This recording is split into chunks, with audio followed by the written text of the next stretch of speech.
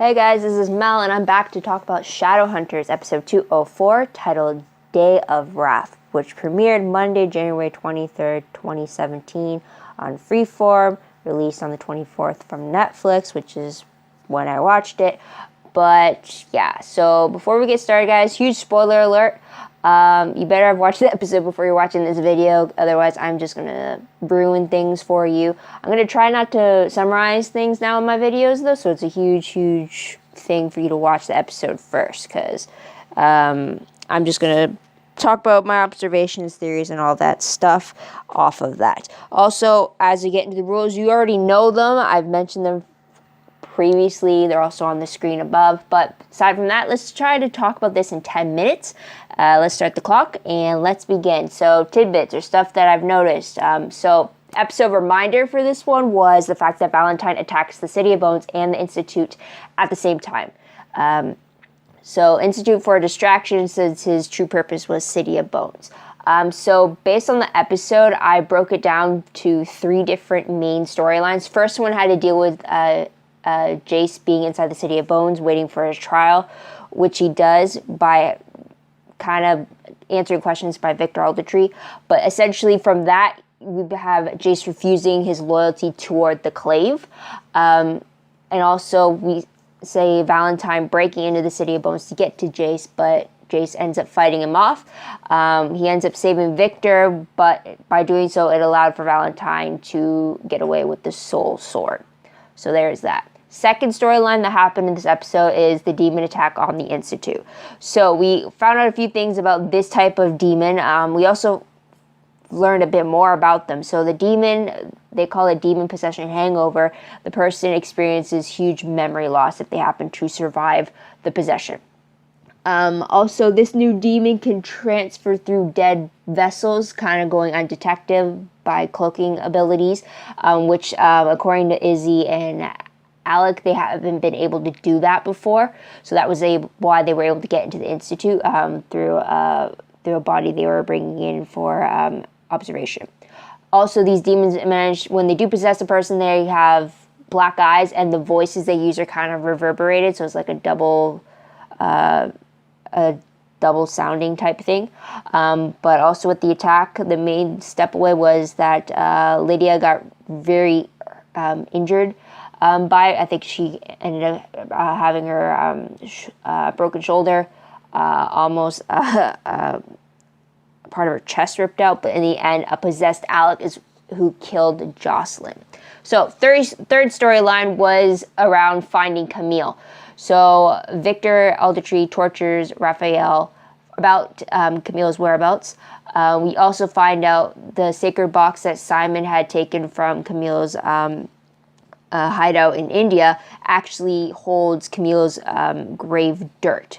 The box can only be opened by Camille's blood. Simon's blood works because she is a vampire. He had turned, so essentially her blood still runs in Simon's veins. Also, Simon learns a bit more about Magnus and Camille, why Magnus has such a hold, why she has a hold over him. And then we also see in the end Magnus summoning Camille while he's alone and then sending her off to Idris for sentencing by the Clave. Character-wise, though, aside from the main characters that we're used to seeing, we see Jocelyn, who had been sentenced by the Clave to go to Idris so that they could test her loyalty, all before she was killed during the demon attack. Again, we see Raphael again. We find out that he's been a vampire for at least 70 years. And Magnus sees Raphael as a son. I'll get into that later. We see briefly Elaine Lewis, which is Simon's mom, trying to get him to come home for dinner. We also see Hodge again, who is a prisoner in the City of Bones. He's still missing his hand because of Jace, but he's ultimately killed by Valentine with a knife to the head. Again, Lydia Branwell, I mentioned before, attacked by a demon who possessed Raj. Again, we see Camille. It's been a while, though, but she has a brief moment with Magnus before he sends her off to Idris. And then we also see Dorothea, a.k.a. Dot, who is still being forced to protect Valentine, especially when he has anyone attacking him specifically. So she's kind of like a force field of shield type thing. Now, when it comes to runes, though, we learn of a new rune through Alec teaching and applying the rune to Clary, and it is a rune that helps them detect demon heat signatures. It's a bit of a sense overload when first applied, but eventually you kind of get the hang of it. But then there's also another one, or the lack of another one, was the fact that Clary and Isabel joked over the fact that there was no rune where they could be two places at once. So that would have been a fun rune to have, but there's that. So the last moment of the episode is with Jace watching Clary being comforted by Simon as she finally takes in the fact that her mother was killed. So this was after she managed to dispel the demon.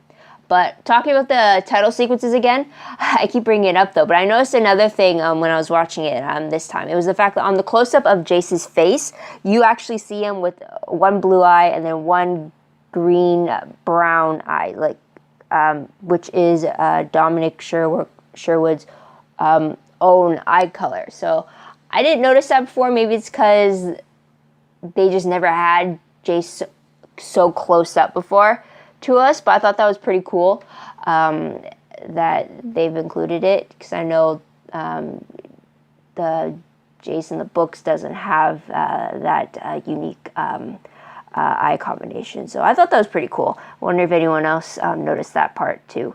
But let's move on to the most shocking moment of the episode. For me, it has to be the fact that a possessed Alec killed Jocelyn. I mean, the promos kind of tease the fact that Alec did something while under the influence of a demon, but you never thought it would be something as big as this, I guess you could say. Well, big in the sense that it affects our main character, Clary. But I should have figured that it was going to be Jocelyn, since she had that kiss between Luke and Jocelyn. They were making plans of Luke going to Idris with her. And it should have been a foreshadow of a goodbye for her. But there's that. So top 3 favorite moments. First one for me has to be Clary and Alec when they were hunting the demon together outside the Institute. I don't know why. I always like it when these two pair up together. It was just interesting to see that love-hate dynamic going on between the two of them. So I really like that. Also, my second favorite moment was the fact that we got to learn Magnus's view on family. And essentially, it's any downworlder that he takes under his wing, he considers as his children. Kind of like Raphael, and I guess now he's doing that with Simon, because he made a point of mentioning to Camille that while he can't have kids, she can sire as many children as she wants, because any vampire she turns is essentially her new kid. So I really like that contrast between the two, and it really shows how important family is for Magnus. And while he can't actually have his own kids, he still finds a way to build his family. But then it has me wondering, okay, what part of him makes it not possible for him? Is it the warlock part of him? Was it because of the certain traits of him as a warlock, or what is it? It's very interesting though, for sure. Another favorite moment I had of the episode was Alec taking care of Isabel at the very end when she was depossessed. Just have him being so concerned, rightfully so, because it's his sister, and then just trying to heal her as best he can. And then when Jace reunited with them, he had a brief moment of reunion with his parabatai, but then he went straight back to caring for his sister and then just carrying her out to get some rest. I really like that. I really do. And especially after the time that Alec had last week, he's just not a break for those two. And also another favorite for me, it's a bonus, it was Jace's trial. All the different questions that we got truthful answers to was very interesting, especially with his feelings for Clary being brought up. The fact that that he's trying to keep it brother and sister level, but the fact that it's not those feelings, it's a lot more than that. It was very interesting. So there is that. And now Victor Aldertree knows for sure. But moving on, top 3 peeved moments of the episode. I have to say one peeve is the fact that we don't get to see Idris. We have seen it mentioned so many times, mentions of characters being back there. I thought with Jocelyn being transferred over there for a time being, we'd get to see Idris, but now that she's dead, we're not going to see it anytime soon. So there's that. Also, another peeve thing was the fact that Clary defeated the demon. It wasn't the fact that she specifically defeated the demon, it was how she defeated it. I mean, like, how does a solid sword destroy a smoke cloud? I mean, that really does not make any sense whatsoever. And unless the fact that it's because it's an angel weapon that was the reason why, and it was touching an unholy creature, then okay, maybe I'll buy that. But it didn't look like it makes sense to me. So there's that. So moving on to what moment will I remember most when I look back on this episode, probably the demon attack and just how big of an impact it was. But random questions very quickly. First one, was Jocelyn always the demon's target? Did Valentine want that to happen since he was the one that orchestrated the attack on the Institute? So there's that. You never know with Valentine what his feelings are about the people who are supposedly his family, like Jocelyn, his ex-wife, and then his two kids. So there's that. Next question. Since Jace saved Victor, has he proven himself not to be a traitor to the cause? And there's the timer. Hope so. The fact that Jace was allowed to come back to the Institute with Victor should be enough to say that maybe he's been cleared. But I don't know. That's the fact that he was there was our only indicator. The fact that Victor was allowing Jace back, but under what terms, under what conditions, I guess we'll have to wait and see for that. Last question. Because Alec was indirectly the cause for Jocelyn's death, will the dynamic between him and Clary shift because of it?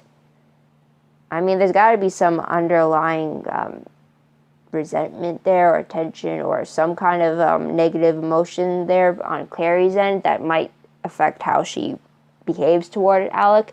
Just like there's always been some kind of negative energy from Alec towards Clary just because of how she's kind of invaded certain aspects of his life. So I'm wondering just how that's going to change. But moving on to predictions, since the timer did go off, promo for 205 revealed that Clary is determined to resurrect Jocelyn even though Jace warns her against it. Seems that Clary gets into trouble because of this, and Alec tries to find answers about it. And it looks like a redheaded woman seems to be the suspect of it all. She kind of looks like she could pass for Jocelyn's sister, though, but I doubt that's the reason. Based off the synopsis, though, for 205, it reads that Clary takes desperate actions after the attack on the Institute. After the recent attack on the Institute, the Shadowhunters are left devastated and wounded. Trying to regroup, each of the Shadowhunters deals with the situation in their own way. Meanwhile, Simon moves home, but finds it not so easy to pull off his new life with his family around. So, new questions from all of this. I think result of Jocelyn's death, we're going to see a shift between Clary and Alec, and we're definitely going to see a downward spiral for Luke. So that's going to be a problem. Also with Simon, though, I really hope he tells his family, at least his mom, about his new vampire state. Maybe it might make things a little easier.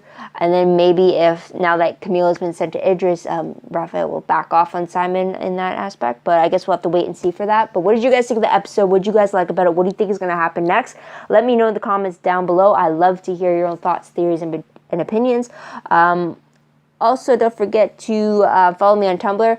Link for that is down below. I reblog promos, web clips, quotes, GIFs, all that good stuff about the TV shows I talk about, especially a few more that I don't talk about. But I do post stuff about Shadowhunters every time it comes across my dashboard. I go looking for the promos, the web clips, and the synopsis. So you follow me on Tumblr if you want everything in one place for you, quick and simple like that.